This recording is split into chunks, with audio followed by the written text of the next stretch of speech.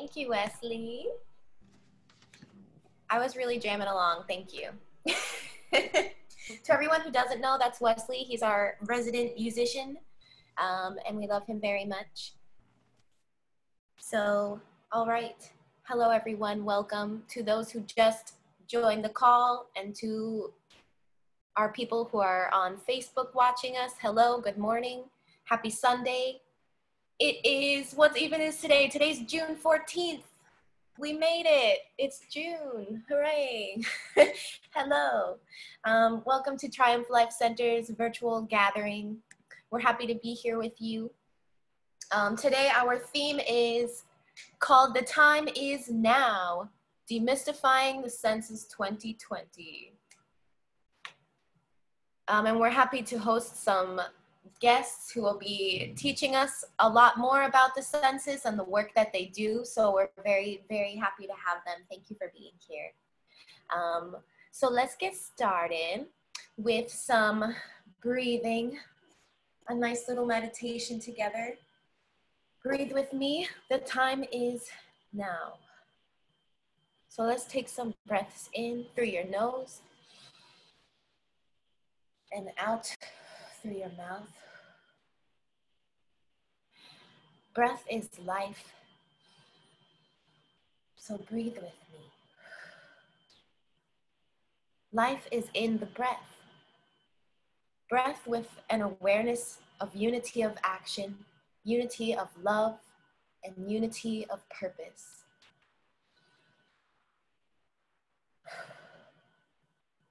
You don't have to be afraid, so I invite you now to breathe with me. I am your friend. Together, we remind our non-conscious awareness to always breathe, for breath is life, and life is hope.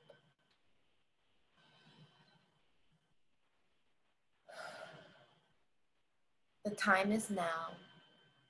Take a moment to relax in whatever way is relaxing to you, in whatever way your body recognizes as relaxation, and breathe with me. Place your attention on the breath. Notice how your chest and your stomach moves up and down while you breathe. Notice the sensation of the air flowing through your nostrils. Breathe in and breathe out.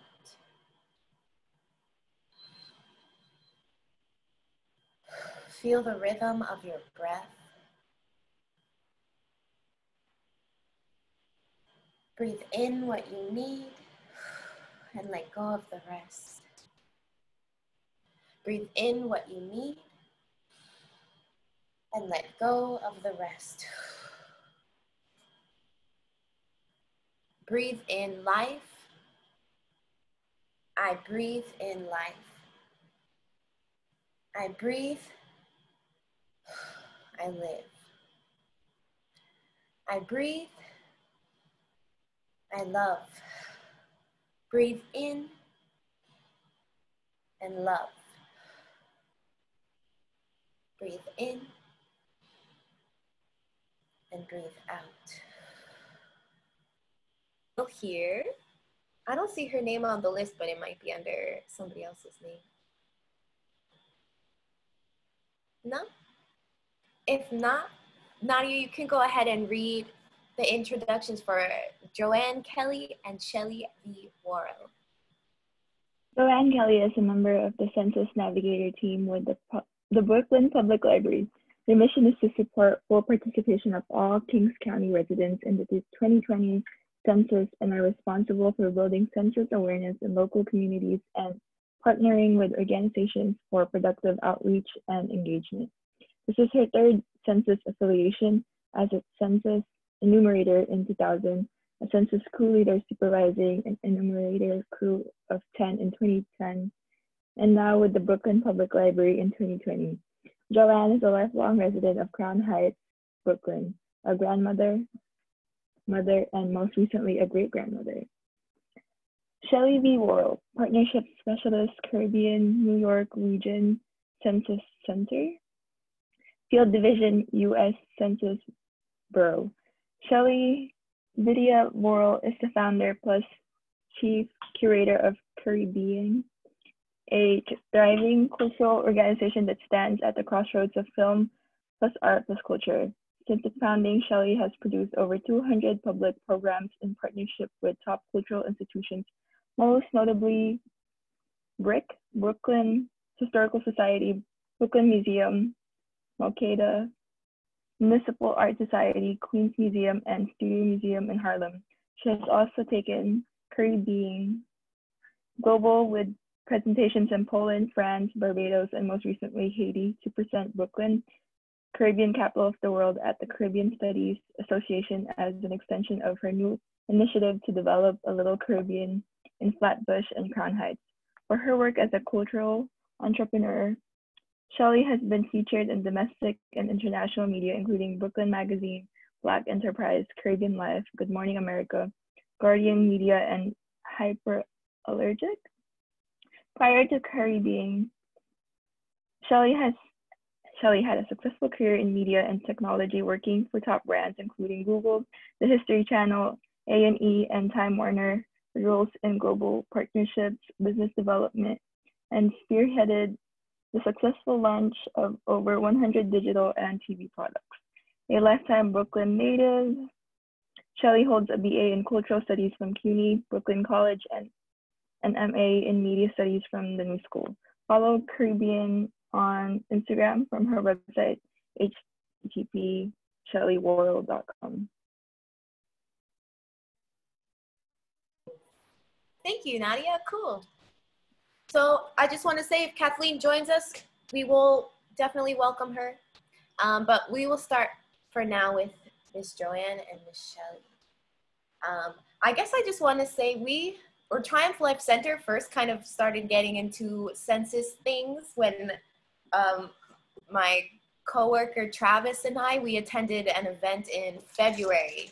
I still have the notes from that meeting. That was the Black History Clergy event at, I want to say it was a Borough Hall. Borough Hall, yeah. So that was really cool. So we got a lot of information there, and we brought it back. At that time, we were still able to meet in our physical space in Canarsie. So we had a discussion on that just based on what we learned, and we had like an example or a sample form. So we kind of printed it out and showed it to everyone or made copies of it. And ever since then, I've been learning as much as I can about it. I even received things in the mail. So I filled one out on my own, which was exciting because I was prepared with all that information. But I think that if I didn't know that ahead of time, it would have been a lot more overwhelming and uncomfortable maybe, or I wouldn't have even known to look out for it, quite honestly. I think the last time the census happened, I wasn't really old enough to even think about it. I believe I was like in high school, very early high school, you know? So, okay, cool. I want to start out by asking you both to introduce yourselves, say anything that you would like to say about the work that you do, how you got to where you are, and your organization that you work with in particular, if you work with particular populations. Let's start with Joanne. Go ahead. Thank you. Thank you so much.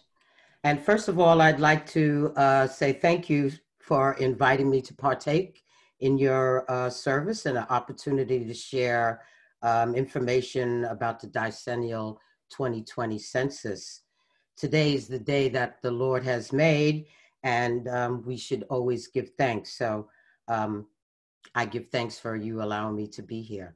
With a short prayer, I would just like to ask, grant that we today be joined together in unity in spirit, that the words of my mouth be acceptable to the Lord. Cleanse the thoughts of our hearts and minds by the inspiration of his Holy Spirit, that we may perfectly love him and each other. This I ask in his holy name, through Christ our Lord. Amen. So like introduced, my name is Joanne Kelly, and I'm a census navigator with the Brooklyn Public Library. I'm assigned to provide outreach to the Crown Heights and East Flatbush, Lefferts Garden senior and immigrant communities, as well as faith-based organizations. Initially, the mission of the Navigator team was to provide census training to BPL branch staff and assist patrons in our branches in completing the census. However, since March 16th, our mission had to pivot with the closing of branches, and we had to switch our focus to direct outreach and partnering with other organizations. Like houses of worship, the library is a safe, respectful, and welcoming space for civic discourse and the expression of diverse voices. However, that has kind of changed with our now outreach.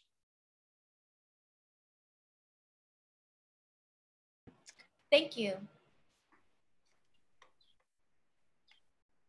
Hi, Shelly. Hi, Brenda. How are you? I'm really good. I'm excited. Thank you.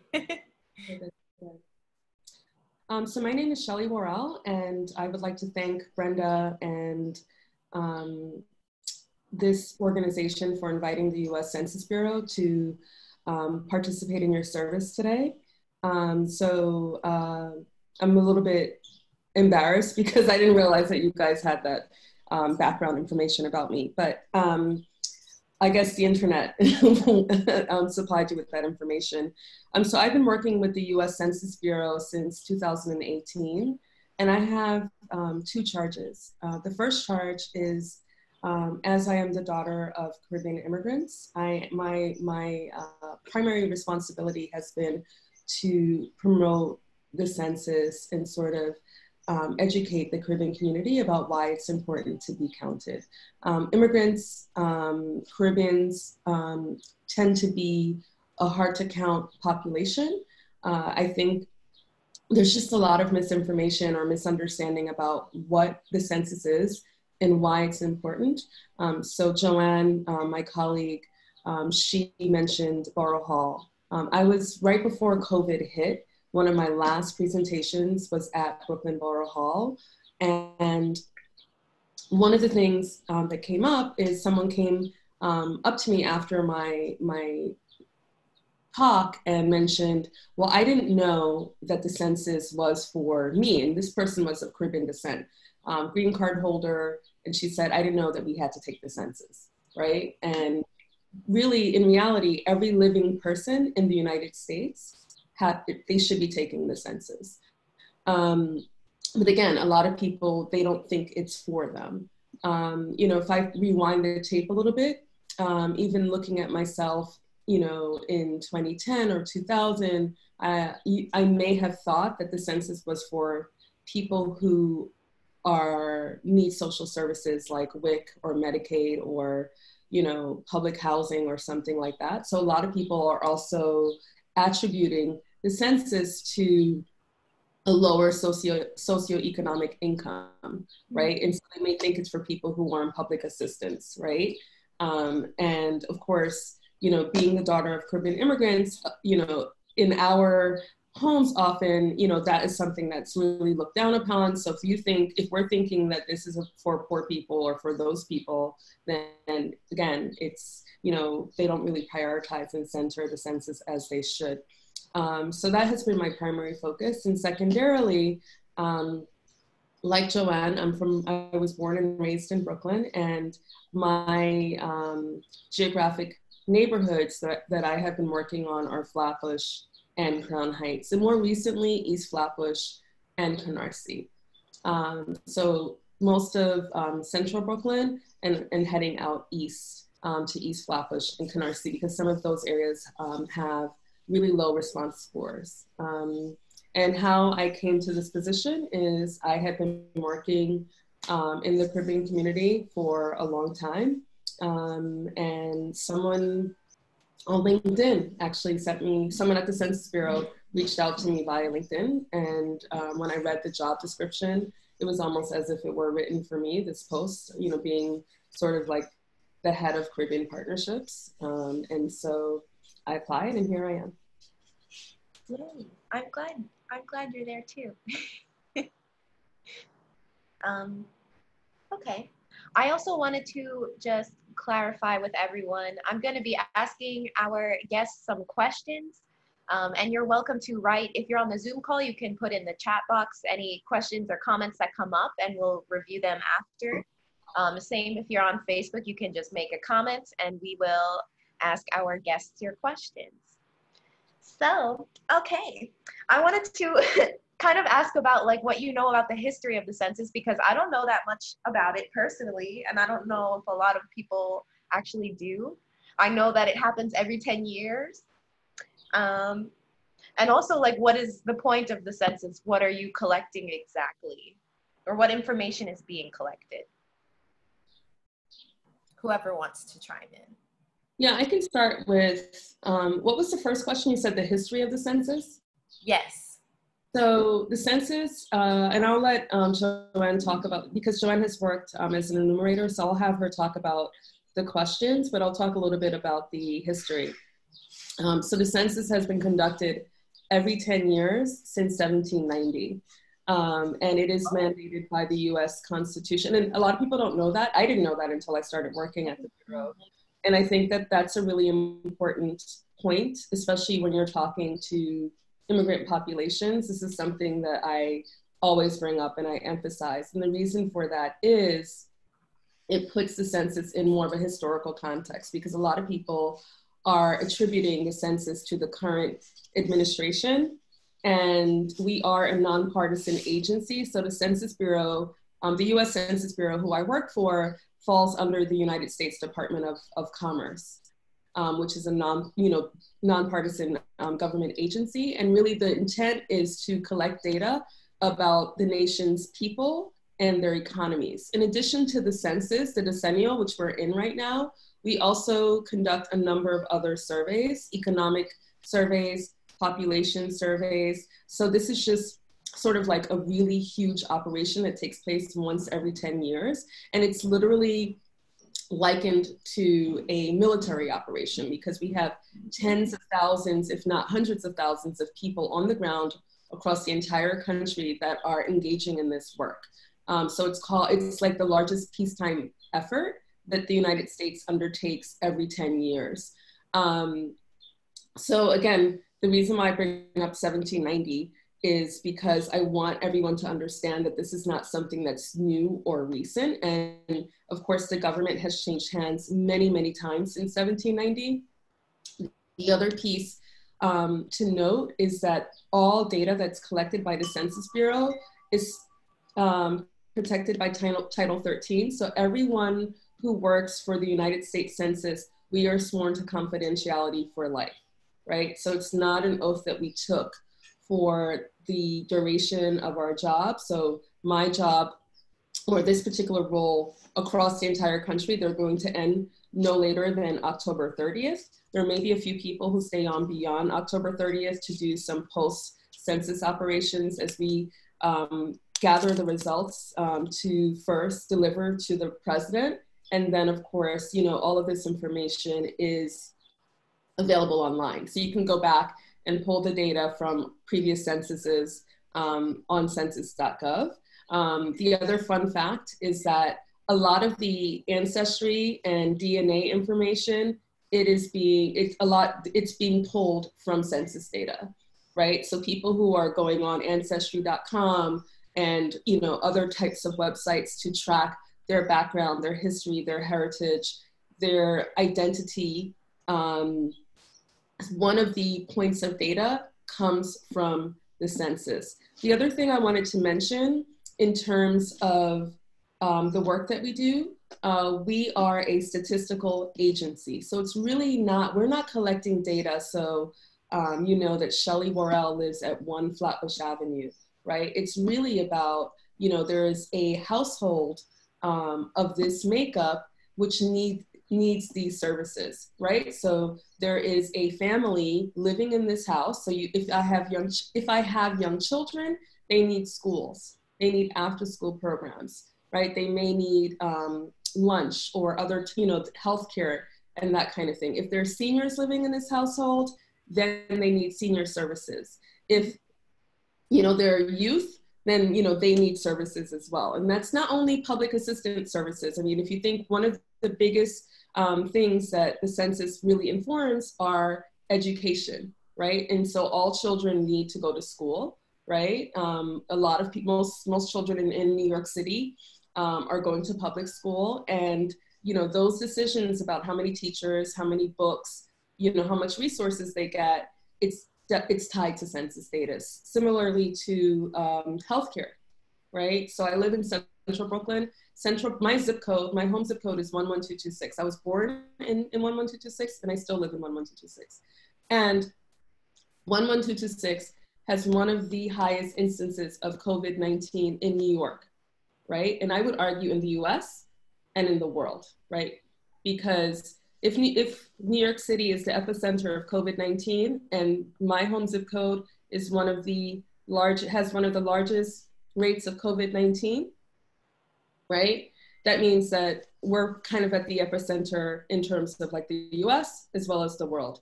And the reason why I bring that up is because healthcare, right, is also tied to census data. We have 2 hospitals here in Central Brooklyn, Kings County and Downstate, right? They're both public hospitals. And again, their funding is attributed to census data. So I'm going to leave it there so we can I'm sure you have more questions, and let Joanne talk more about the actual form.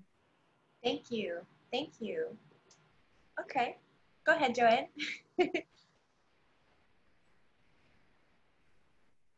Well, yes, as Shelley said, if you have children, you need to complete the census. If you take public transportation, you need to complete the census. Federal funding is completely derivative from the information that the census provides for bus routes, for infrastructure, for emergency preparedness. COVID also exposed that we were not prepared for this pandemic, and that was due to gross underreporting in the 2010 census. We started this census already behind, not being counted adequately in the last census. So the numbers and hospital beds that were provided this year were dependent on the information that was collected 10 years ago. And that's very important to note, that this information is used for the next 10 years. And if we don't do it now, then we pay the price in the next 10 years when the next emergency arises and we're unable to deal with that.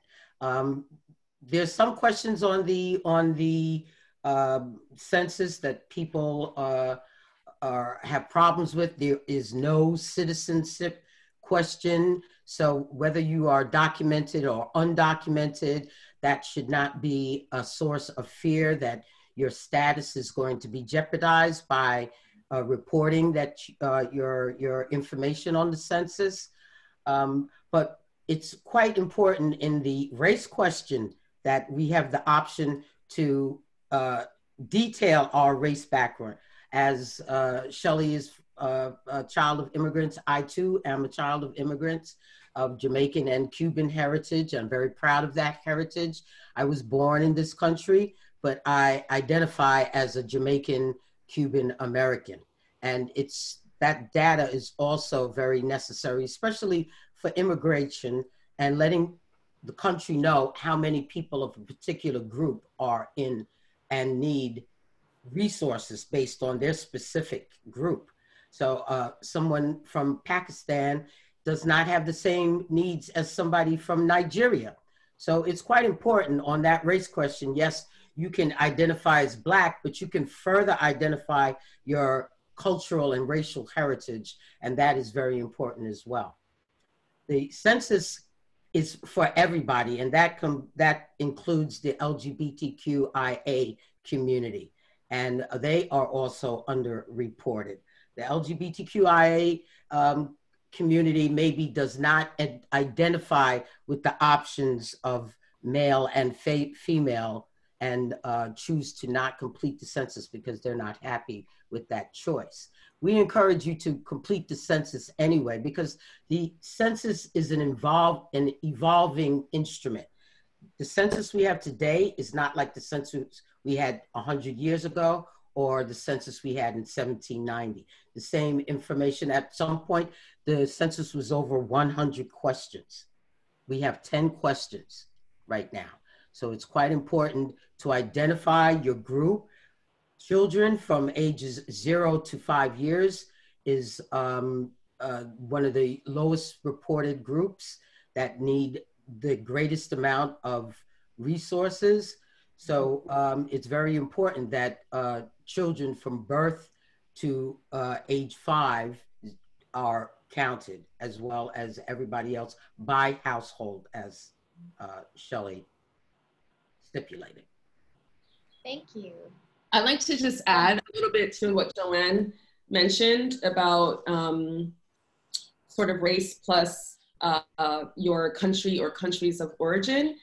This is the first time in US history that we are able to identify our background, right? And so, you know, one of the things that I've been a strong advocate of is for everyone. If you are an immigrant or, you know, the daughter, granddaughter, or grandchildren of immigrants, that you also include your country or countries of origin. So my parents are from Trinidad and Tobago.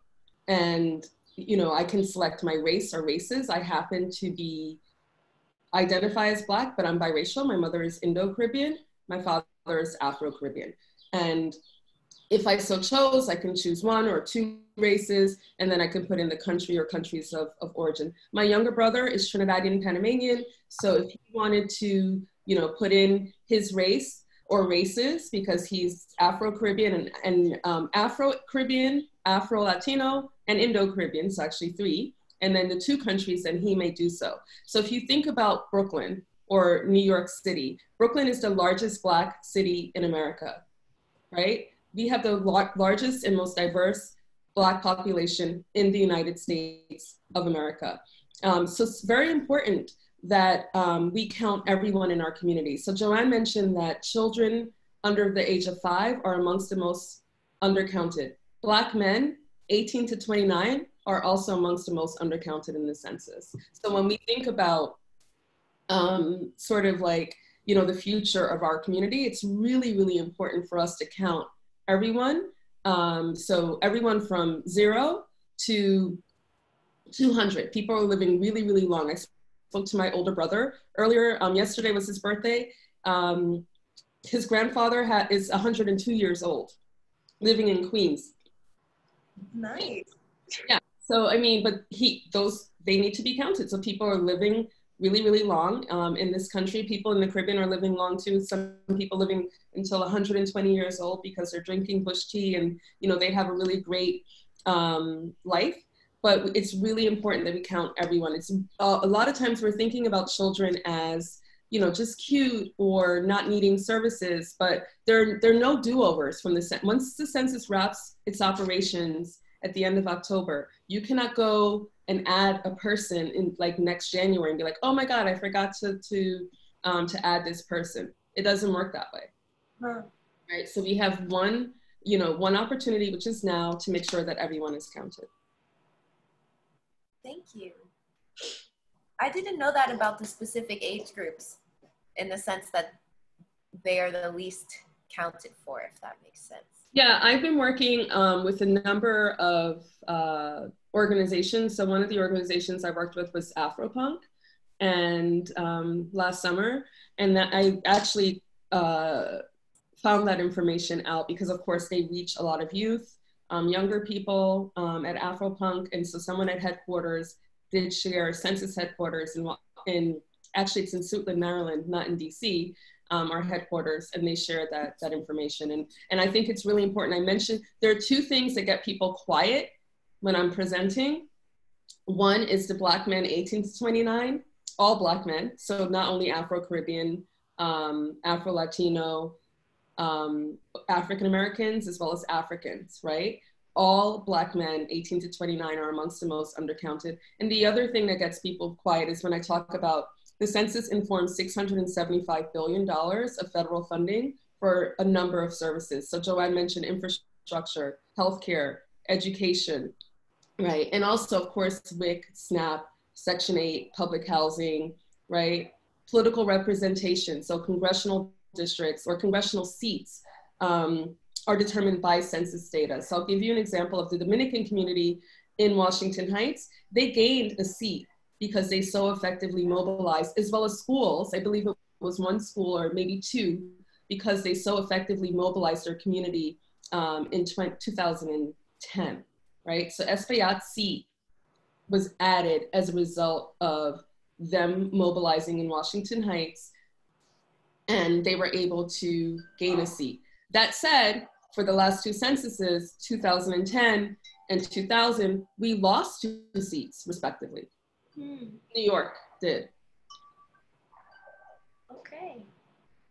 Wow, I didn't realize how connected all of these things are. District lines are drawn based on the census. And to get back to the questions why some communities may feel that the census is not for them, the people that are occupying so-called illegal housing or maybe homeless. If you're homeless or living on a park bench or crashing on someone's couch, you are still obligated to complete the census and should complete the census. If you don't complete the census, the benefits that are necessary for your particular group, you are invisible. When you seek social services, you don't have a voice. So we want to make it very clear that everybody can complete the census, whether you are living in an alternative situation, if you're living in an illegal basement, so-called illegal basement, doubling up with different groups of people, your landlord cannot tell you not to complete the census. The information collected is not for ICE, it's not for local police, it's not for state police, it's not for the DEA, it's not to be used in any way to, again, jeopardize your status. It's only to be used for the survey and for the purposes to allot federal funding adequately so that everybody is fairly represented. I would just like to add something to what Joanne said. In terms of homeless populations, they are counted as part of our group,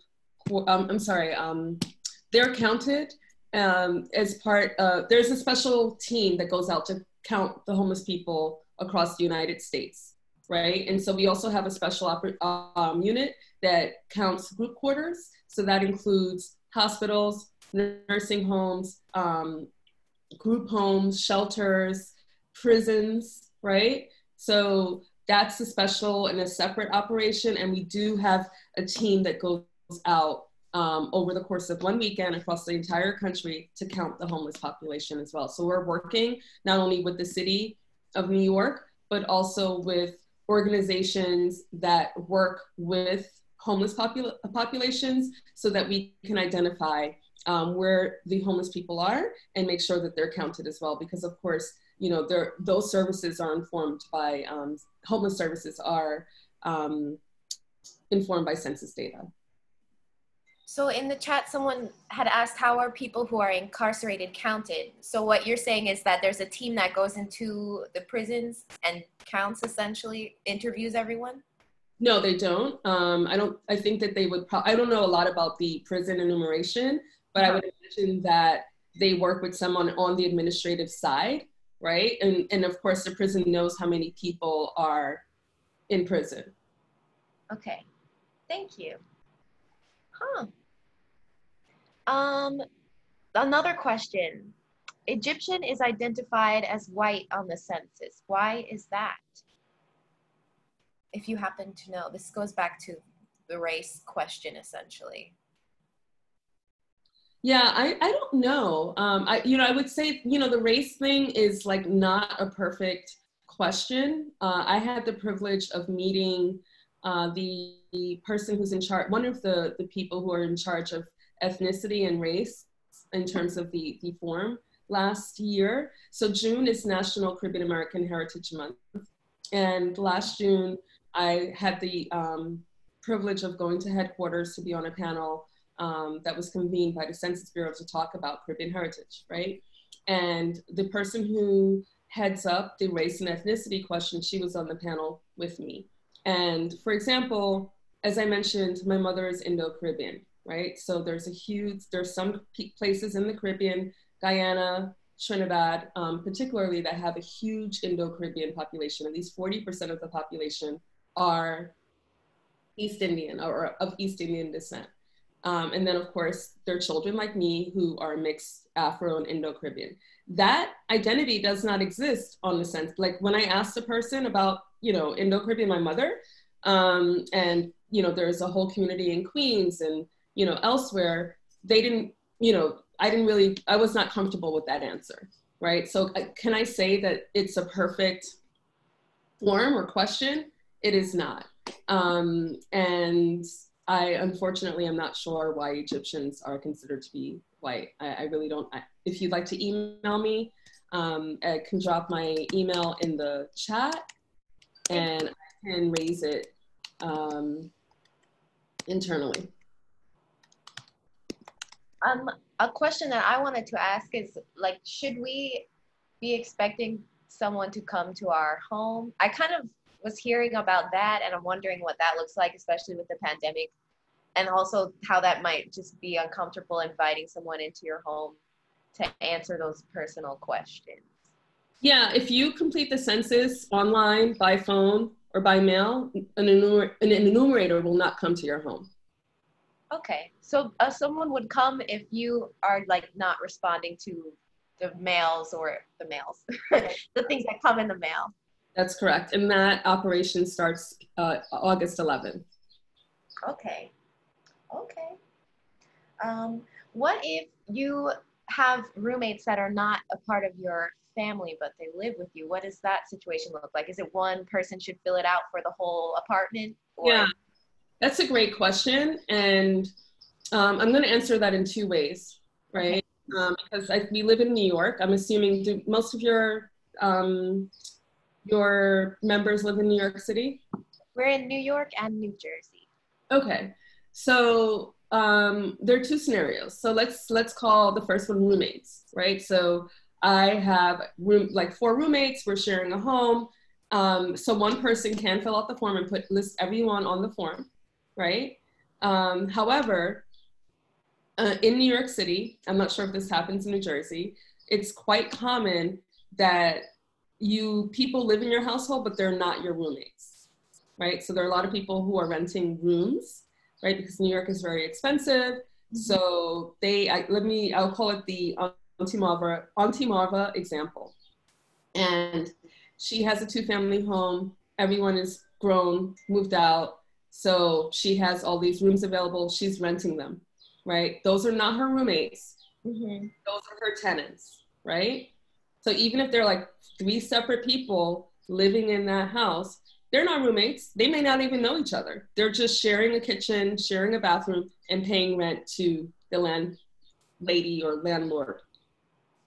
So how do we get Auntie Malva to put everyone on the form? She may not. She's only going to put her family on that form. She's going to be like, hey, I'm putting down me, my mother, and my brothers who live here, and maybe my nephew or whatever. Forget about the tenants, right? Because they're not my family. I don't care. I just want them to pay my rent. So what happens in that scenario? If you so happen to be one of those tenants, you can add yourself, or you can self-enumerate. How do you do that? You go to my2020census.gov, you put in your address with the cross streets, and then you can fill out the census, right? There are people who are breaking up apartments in New York City. So you have a large apartment.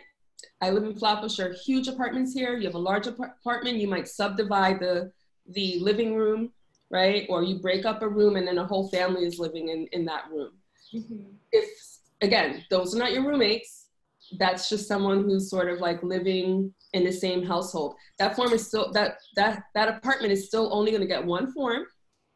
However, that family who lives in that subdivision, they can self-enumerate. They just put in their address, and then they can put in their children, you know, whoever's living in that particular room situation. Thank you. That's a very specific question, but like a lot of people that I know are in roommate situations and it's hard to explain to them. Okay, thank you. Someone had asked what, like just in general about trusting the government, what is a response to that? You know, because I think especially now during this time, there's a lot of anger and disgust. And, you know, like, why should I even offer my information? I mean, that's that I'm not connected with. It's fair. I mean, I would just say that, and I think that, yeah, I mean, I understand how people feel. I mean, number one, the data is protected. And so we're not sharing any information with any other government agency or court, right? And I think it's really important that people understand that the census employees are sworn to confidentiality for life. So